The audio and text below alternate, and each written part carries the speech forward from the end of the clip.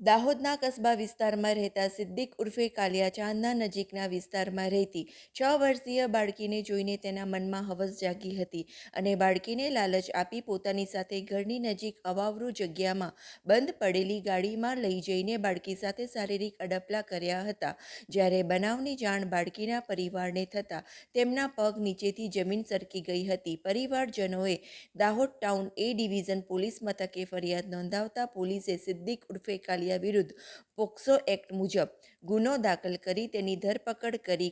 કાયદેસરની કાર્યવાહી હાથ ધરી છે।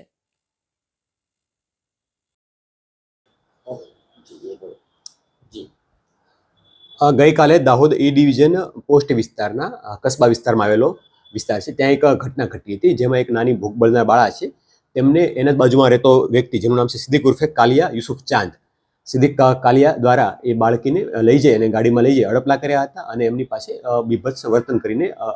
અશોભની ભાષાનો ઉપયોગ કર્યો હતો અને આ બાબતની જાણ પરિવારને થતાં પરિવાર દ્વારા આ વ્યક્તિ વિરુદ્ધ ફરિયાદ દાખલ કરવામાં આવી છે અને ફરિયાદના અન્વયે દાહોદ એ ડિવિઝન પોસ્ટ દ્વારા આ વ્યક્તિની ધરપકડ કરવામાં આવી છે અને કાયદેસરની કાર્યવાહી હાથ ધરવામાં આવેલી છે।